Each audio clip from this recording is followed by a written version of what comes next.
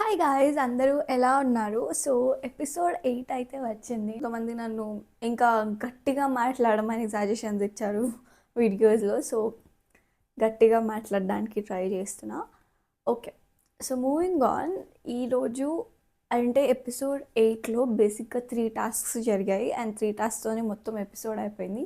And previous అగ్ని పరీక్ష contestants వచ్చారు, వాళ్ళలో కళ్యాణ్ పడాల కూడా వచ్చాడు.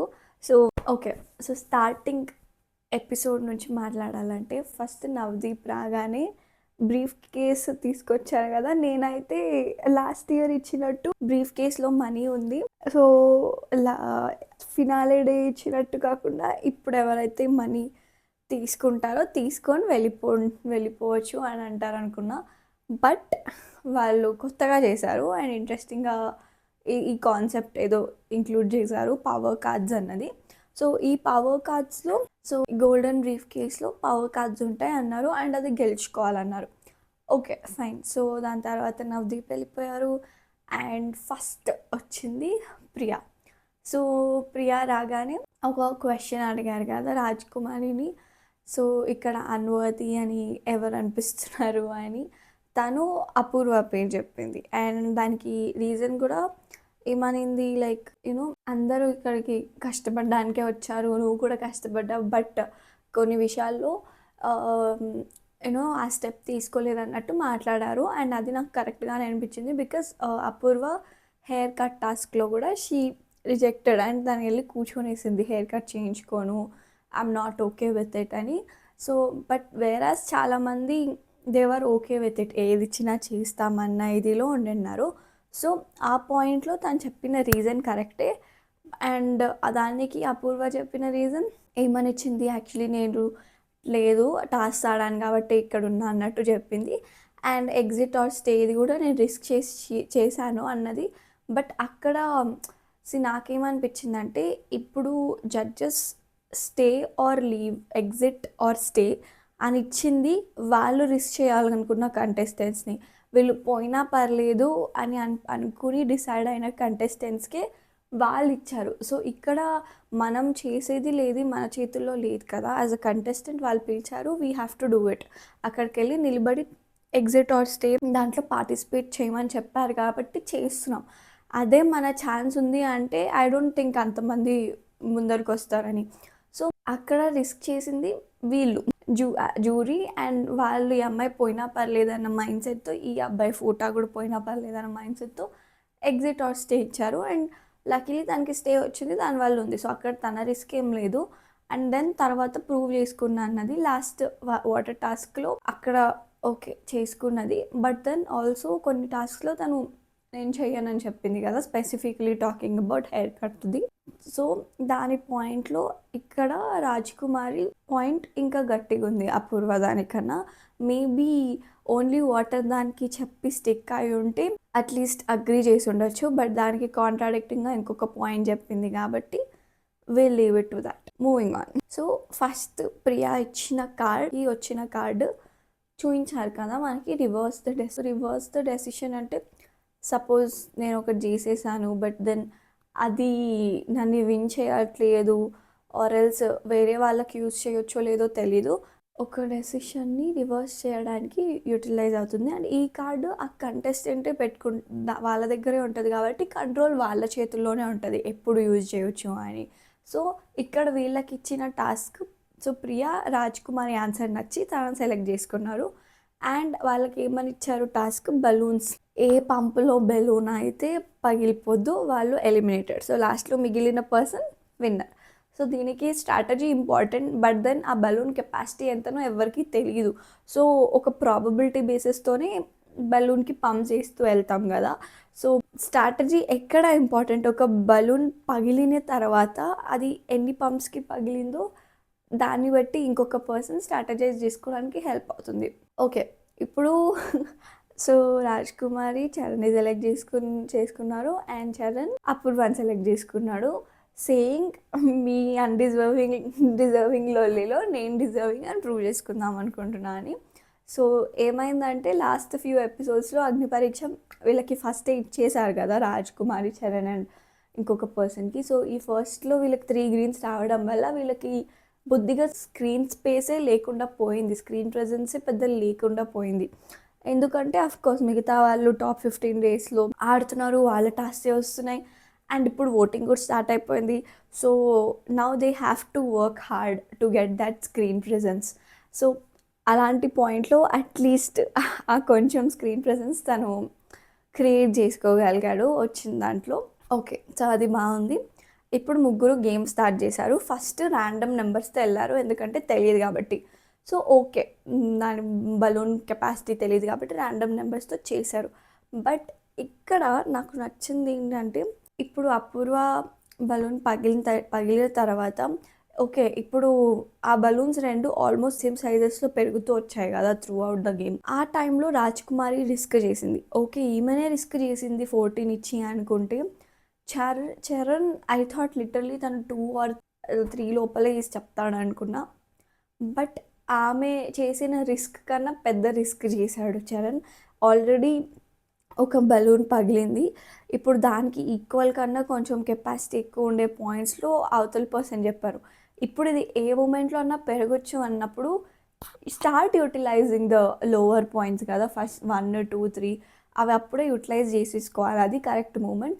బట్ ఆల్మోస్ట్ ఒక 2 ఎక్కువ అయిపోయి 1 ఐ థింక్ ఎక్కువ అయిపోయి పగిలిపోయింది 4 or 5లో. So unfortunate. But then Rajkumar ఏమన్నదంటే, నేను స్ట్రాటజీతోనే ఆడాను, ఆమెది ఎన్ని పంప్స్తో పగిలిందో నేను దాన్ని బట్టి ఆలోచించుకొని ఆడా అని చెప్పింది. నిజంగా అది ట్రూ అయితే that is very smart game play. So first card అయితే తను గెలుచుకునింది. సో డైరెక్ట్ 3 గ్రీన్స్లో ఉండే వాళ్ళలో ఇప్పుడు హై పాయింట్లో ఉన్నదైతే రాజ్కుమారి. సో ఈ టాస్క్ చాలా బాగా అనిపించింది. లైక్ మనకి తెలీదు ఆ బలూన్ కెపాసిటీ పొటెన్షియల్ తెలీదు, but then we have to keep trying. So కొంచెం చాలా లక్ బేస్డ్ కూడా ఉంది, బట్ ఫైన్. సో ఇది జరిగినప్పుడు అభిజిత్ ఒక లైన్ పాస్ చేశాడు, రాజ్కుమారి తీసుకుంది రిస్క్ అండ్ చరణ్ అపూర్వ మిగిలింది రస్క్ అని. అసలు ఇది అభిజిత్ యూజువల్గా చెప్పే లైన్స్ కాదు కదా. నేను షాక్ అయ్యా, ఏంటిది అభిజితేనా చెప్తుంది, బికాజ్ ఇట్లాంటివి యూజువలీ లైన్స్ నవ్దీప్ పాస్ చేస్తాడు. అభిజిత్కి ఇట్లా కామెంట్స్ నచ్చవు అని అనుకునేదాన్ని. So it's weird coming from him. But చాలా ఇయర్స్ అయింది కదా, సో మనుషులు మారుతారు, అభిజిత్ కూడా మారినట్టున్నాడు. ఓకే, నెక్స్ట్ ప్రీవియస్ కంటెస్టెంట్ ఇంకొకరు వచ్చారు కదా. సో ఇప్పుడు వచ్చింది మర్యాద మనీష్. సో మర్యాద మనీష్ రాగానే హీ సెడ్, తను రాగానే ఇంకా టాస్క్ అనగానే తిను హేమంత్ పిక్ చేసుకోవడం స్టార్ట్ చేశాడు. లైక్ నేను వెళ్తా అని ఎందుకో పిక్ చేయడానికి స్టార్ట్ చేశాడు. Very good. ఆ ఇనిషియేటివ్ అనేది ఇంపార్టెంట్. అక్కడ how much this means to you అన్నది కనిపిస్తుంది కదా. సో ఐ వాజ్ ఇంప్రెస్డ్, తను పిక్ చేసుకున్న విధానం. So Manish said okay come on, first contestant నువ్వే అని. తర్వాత వీళ్ళు టీమ్ మనీష్కి చెప్పినట్టున్నారు, బికాస్ ఆబ్వియస్లీ మనీష్కి తెలియదు కదా ప్రీవియస్ ఎపిసోడ్స్లో ఏం జరిగింది అసలు. సో ఆబ్వియస్లీ వాళ్ళు చెప్పినట్టున్నారు, గాయత్రికి ఛాన్స్ ఇవ్వండి అండ్ దానికి రీజన్ కూడా ఇది చెప్పండి, లీస్ట్ ఎలిజిబుల్ అని అంటున్నారు, ఇన్ఎలిజిబుల్ అని, సో అందుకు ఛాన్స్ ఇద్దాం అనుకుంటున్నా అని చెప్పండి అని చెప్పినట్టున్నారు. So he clearly said it. And ఆ అమ్మాయి వచ్చింది. దాని తర్వాత జ్యూరీ వచ్చి దీపక్కి ఛాన్స్ ఇచ్చారు. So now 3 contenders again for this next power card. So next power కార్డ్కి ఫిష్ టాస్క్. పేపర్ ఫిషెస్ ఉన్నాయి కదా, ఒక్కొక్కరిది ఒక్కొక్క కలర్.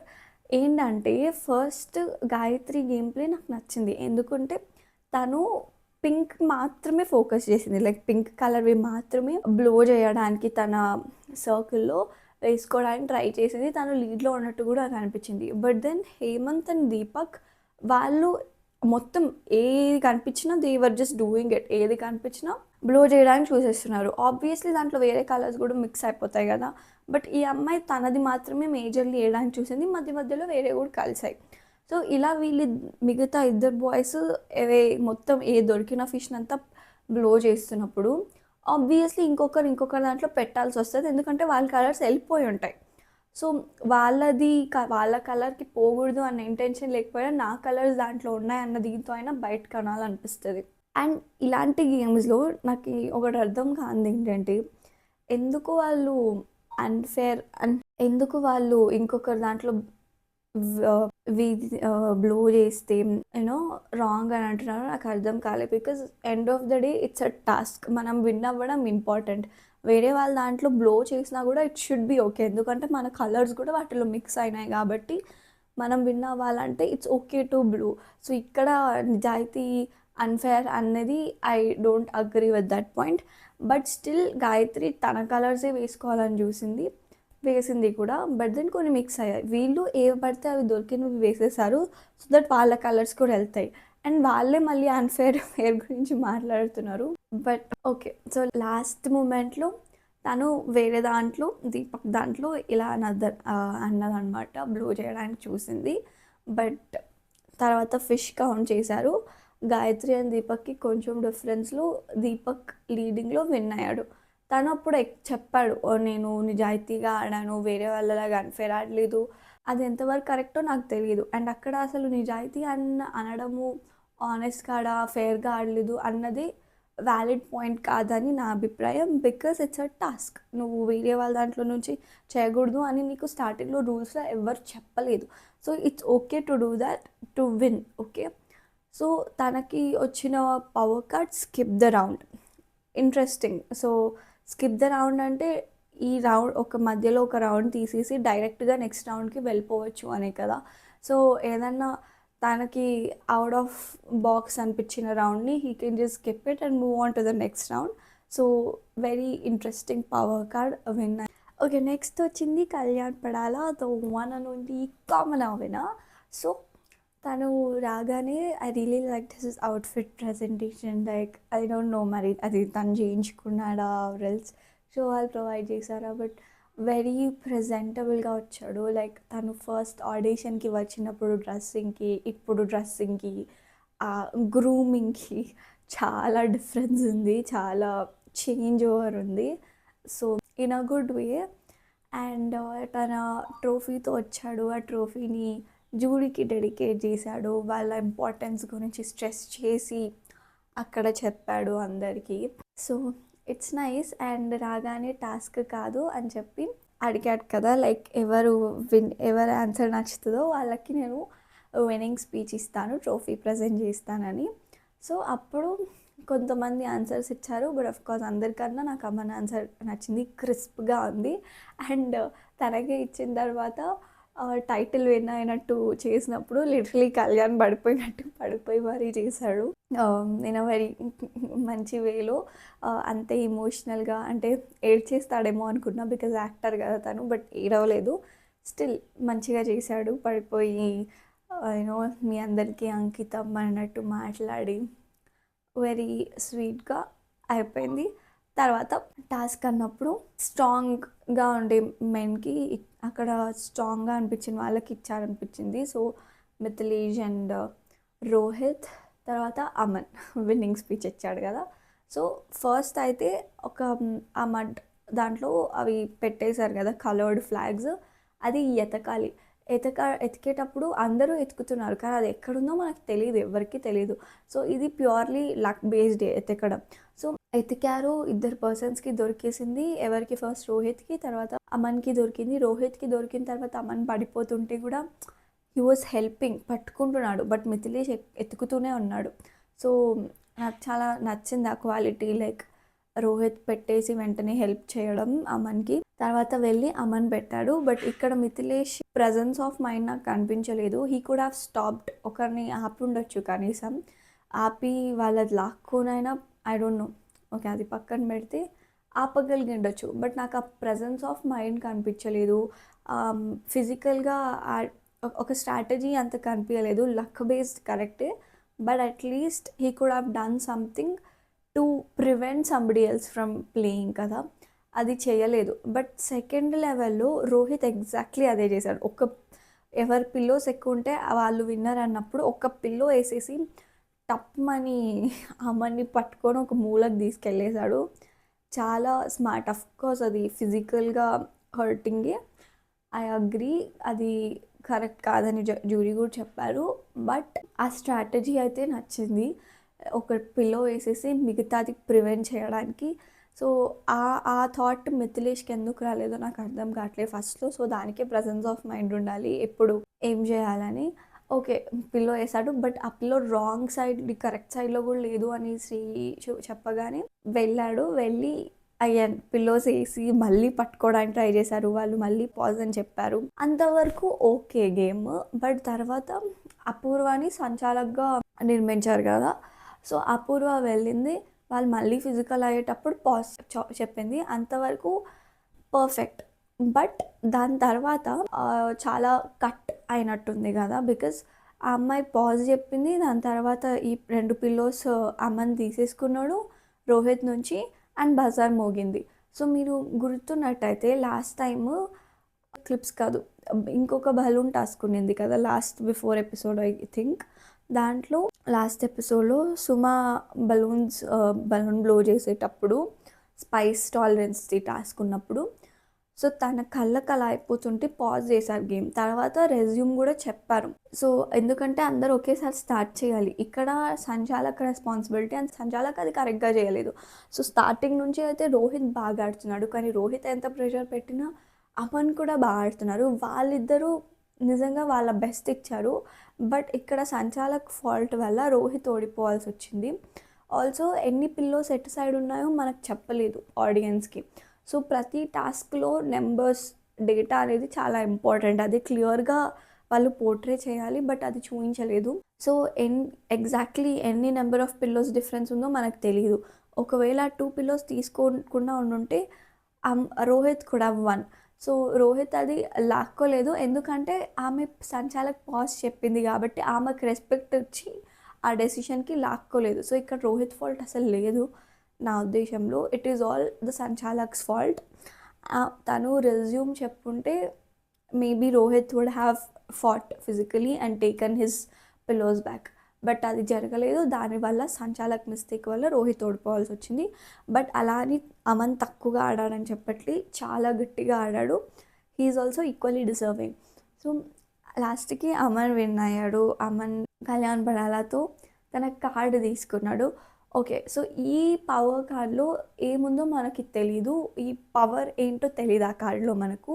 బట్ అది ఎవరైనా ఒకరికి ఇవ్వచ్చు ఆ నలుగురిలో అన్నప్పుడు అమన్ రీజనింగ్ టాప్ నాచ్.